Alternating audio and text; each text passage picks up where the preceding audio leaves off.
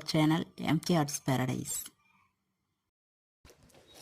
இப்போ உங்களுக்கு எல்லா மெத்தட்ஸும் உங்களுக்கு கிளியர் கட்டாக சொல்லிட்டேன். மறுபடியும் ஒரு தடவை சொல்கிறேன், நீங்கள் பார்த்துக்குங்க. இப்போ எந்த மாதிரி நம்ம சொல்லியிருக்கோம் அப்படின்னா, ஒரு பிக்சரை நமக்கு டிசைன் பண்ணுறதுக்காக சூஸ் பண்ணோம் அப்படின்னா ஃபஸ்ட்டு ஒரு ஆப்பு நம்ம டவுன்லோட் பண்ணோம். அது என்ன ஆப்பு அப்படின்றத சொல்லிட்டேன், பின்ட்ரெஸ்ட் ஆப்பு.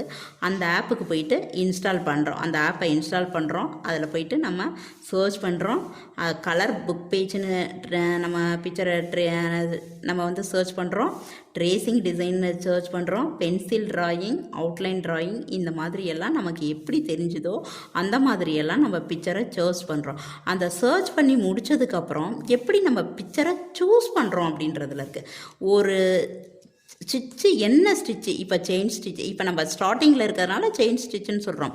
செயின் ஸ்டிச் இருக்கலாம், பேக் செயின் ஸ்டிச் இருக்கலாம், தாம்பூர் ஸ்டிச் இருக்கலாம், ஃப்ளாட் லோட் இருக்கலாம். இப்படி என்ன ஸ்டிச்சாக இருந்தாலும் ஆரி ஒர்க்கில் ஒரு ஸ்டிச்சுக்கு நம்ம டிசைன் சூஸ் பண்ணும்போது அந்த ஸ்டிச்சுக்கு அந்த பிக்சர் ஆப்டானதா அப்படின்றத தான் ஃபஸ்ட்டு நம்ம பார்க்கணும்.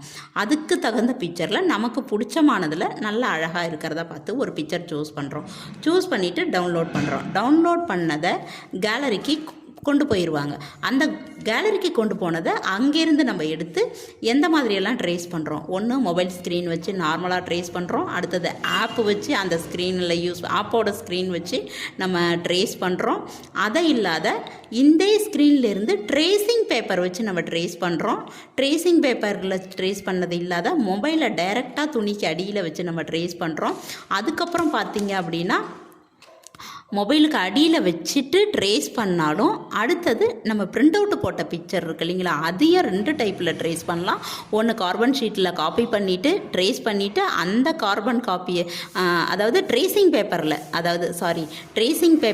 ட்ரேஸ் பண்ணிவிட்டு கார்பன் காப்பி வச்சுட்டு நம்ம ஒயிட் கிளாத்தில் நம்ம ட்ரேஸ் பண்ணி எடுக்கிறோம்.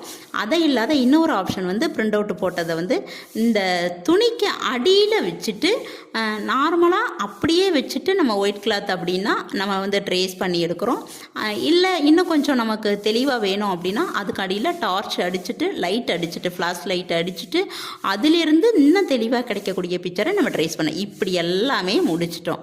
இந்த பிக்சரை ஒரு ஃபார்மில் நம்ம கொண்டு வரையணும் இல்லைங்களா. துணியில் நம்ம ஏனோ தானோன்னு வரையக்கூடாது. இப்போ இந்த ரோஸ் வரைஞ்சிருக்கிறேன். இந்த ரோஸில் நம்ம எப்படி நம்ம எடுக்கலாம் அப்படின்னா, ஒன்று இந்த பிக்சரோட அவுட்லைனில் நம்ம இந்த மாதிரி கொடுத்துட்டு ஒர்க் அவுட் பண்ணதுக்கப்புறம் கட் பண்ணி எடுத்துக்கலாம். அப்படி இல்லை அப்படின்னா ஒரு பிக்சரு, அதாவது நம்ம எப்படி ப்ராஜெக்ட் ஒர்க்குக்கானதை A4 ஷீட்டு சைஸுக்கு ஃபுல்லாகவே எடுத்துக்கலாம். ப்ராஜெக்ட் ஒர்க்கு இல்லாமல் மற்ற டிசைனுக்குரிய நம்ம டிசைனெல்லாம் ஸ்டிச்சுக்குரிய டிசைன்லாம் எப்படி எடுக்கிறோம் அப்படின்னா, ஒரு 15 சென்டிமீட்டர், அதாவது ஒரு 1/2 ஸ்கேல் சைஸ் இருந்தால் போதுமானது. அந்த 1/2 ஸ்கேல் சைஸுக்கு ஒரு 7.5 இன்ச்சு, இப்போ 7.5 இன்ச்சு கிடையாது சென்டிமீட்டர், 7.5 சென்டிமீட்டர் வச்சுட்டு நான் ஒரு வட்டம் வரைகிறேன் அப்படின்னா 15 சென்டிமீட்டர் நம்மளுக்கு ஃபுல்லாக கிடைக்கும். இந்த 15 சென்டிமீட்டர் உள்ள வட்டத்தில் நம்ம இந்த மாதிரி ஒரு பத்திரிக்கை ஏதாவது மொத்தமானதாக நம்ம எடுத்துக்கிறோம்.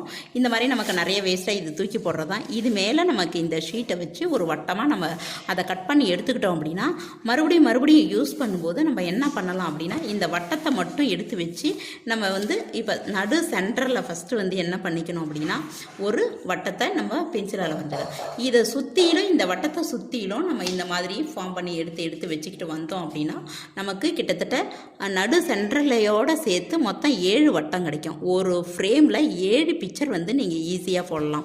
அதே அப்படி இல்லாமல் ஏனோ தானோன்னு ரேண்டமாக போட்டிங்கன்னா நிறைய பிக்சர் கூட போடலாம். ஆனால் அதை ஒரு வட்டமாவோ கட்டமாவோ வெட்டி எடுக்க முடியாது. இந்த மாதிரி நம்ம அந்த அவுட்லைன் கொடுத்து தான் நம்ம வெட்டி எடுக்க முடியும். இப்போ இது ஒரு மெத்தடில் வட்டத்துக்குள்ளே இப்போ இந்த பிக்சர் நான் வரைஞ்சிருக்கிறேன். இதை நான் வட்டத்துக்குள்ளே இந்த அவுட்லைன் போட்டுட்டு இதோட நான் கட் பண்ணி எடுத்தேன்னா அதை அழகாக ஒட்டுறதுக்கு ஆல்ஃபத்தில் நல்லா அழகாக இருக்கும். இதை தவிர்த்துட்டு பார்த்தீங்கன்னா அதே 15 சென்டிமீட்டரில் கட்டமாக நான் வரைஞ்சிக்கிறேன். அதாவது இங்கே பாருங்கள், இப்படி ஒரு ஷீட்டில் இது 15 சென்டிமீட்டரு, இது 15 சென்டிமீட்டரு, ஒரு ஸ்கேலில் இந்த பக்கமும் வச்சுக்கிறேன், இந்த பக்கமும் வச்சுக்கிறேன். இந்த மாதிரி இந்த ஷீட்டை எடுத்துக்கிட்டேன் அப்படின்னா இந்த பிக்சரை இந்த கட்டத்துக்குள்ளே நான் வெட்டி எடுத்துகிட்டு ஓட்டும்போது அது இன்னும் நீட்டாக இருக்கும். ஒவ்வொரு விஷயமும் நம்ம நீட்டாக பண்ணோம் அப்படின்னா அது அழகாக இருக்கும். இந்த மாதிரி ஷீட்டு யூஸ் பண்ணுங்கள். அதுக்கப்புறம் இன்னும் ஒரு டிப்ஸ் இதில் என்ன நான் சொல்ல விரும்புகிறேன் அப்படின்னா, இந்த மாதிரி ஒரு பத்திரிக்கை இருக்குது இல்லைங்களா, நாம் இப்படி ஆரி ஊசி வச்சு நம்ம ஸ்டிச் பண்ணிகிட்டு இருப்போம்.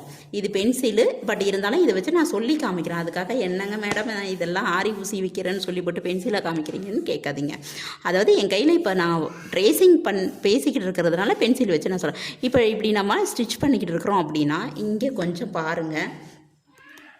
இந்த இடத்துல இப்போ பார்த்தீங்க அப்படின்னா நம்ம நார்மலாக வைக்கும்போது இப்படி தான் நம்ம கை வைப்போம். இந்த இடத்துல இங்கே பாருங்கள், இப்போ க்ளோஸில் இப்போ வந்து கேமரா கொண்டு வராங்க. இப்போ இப்படி வைக்கும்போது இந்த ஃப்ரேமோட இந்த ஓரம் இருக்குது பாருங்கள், இந்த கை வந்து இப்படி படியும். அப்போது இந்த இடத்துல பார்த்திங்கன்னா இரும்பு அடியில் இருக்குது. இந்த இடத்துல நம்ம ஒர்க் பண்ணும்போது அதோட விஷயம் வந்து நமக்கு தெரியாது. இந்த இடத்துல நம்ம அடிக்கடி இந்த கை வச்சுக்கிட்டு இருக்கிறோம் அப்படின்னா இந்த இடத்துல நமக்கு வந்து இந்த மாதிரி இடத்துல நம்ம அந்த வைக்கிற இடத்துல அந்த நரம்பு வந்து அடிக்கடி அழுத்திக்கிட்டே இருந்துச்சுன்னா அது நாளைக்கு வந்து ஒரு பிரச்சனையாக கூட வர்றதுக்கான வாய்ப்பு இருக்குது. அந்த மாதிரி அப்போது நம்ம அந்த மாதிரி இடத்துல கொஞ்சம் சிரமம் பார்க்காத நீங்கள் இந்த மாதிரி பத்திரிக்கை இருக்கு இல்லைங்களா, இப்படி வச்சுக்கிங்க. இந்த ஓரத்தில் எங்கே வச்சு யூஸ் பண்ணுறீங்களோ இந்த இடத்துல வச்சுக்கிங்க. இப்போ இந்த இடத்துல யூஸ் பண்ணுங்கள், ஒர்க் அவுட் பண்ணுங்கள். சப்போஸ் நான் இந்த இடத்துல யூஸ் பண்ணோம் அப்படின்னா அப்போ இந்த இடத்துல ஒர்க் பண்ணும்போது நம்ம இங்கே வைக்க போகிறதில்ல, இப்படி தான் தூக்கிக்க போகிறோம். அப்போ இந்த மாதிரி யூஸ் பண்ணிக்கலாம். இது எங்கெல்லாம் நம்ம கை வைக்கிறோமோ அந்த இடத்துல மெனக்கட்டு கொஞ்சம் மறக்காமல் தயவு பண்ணி நம்மளோட ஹெல்த்தை கொஞ்சம் பார்த்துக்கோங்க. இந்த மாதிரி ஒரு பத்திரிக்கையை வச்சுட்டு பத்திரிக்கையோ இல்லை ஏதோ ஒரு ஷீட்டு கொஞ்சம் கனமானதாக லைட்டாக கனமானதாக இருந்தால் கூட போதும்.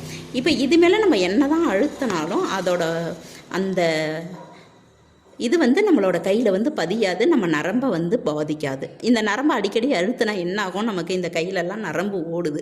அப்போ அதெல்லாம் வந்து பிளட்டு சர்க்குலேஷன் வந்து நமக்கு சீராக ஓடாது. அதுக்காக தான் நான் இந்த ஒரு சின்ன டிப்ஸு சொல்கிறேன். நீங்கள் யூஸ் பண்ணி பழகிக்கிங்க. ஃபஸ்ட் ஆரம்பத்தில் அது கஷ்டமாக இருக்கும், பழகி பார்த்துட்டிங்கன்னா இதுவே உங்களுக்கு ஈஸியாக முடிஞ்சிடும், பழக்கத்துக்கு வந்துடும். ஓகே, உங்களுக்கு இந்த ஆரி கிளாஸில் ஜாயின் பண்ணணும் அப்படின்னு ஆசை இருக்கிறவங்க எல்லாம் என்ன பண்ணுறீங்க அப்படின்னா இந்த ஸ்க்ரீனில் வீடியோவில் தெரிகிற நம்பருக்கு கால் பண்ணுங்கள், ஜாயின் பண்ணுங்கள், என்ஜாய் பண்ணுங்கள். Okay, thank you.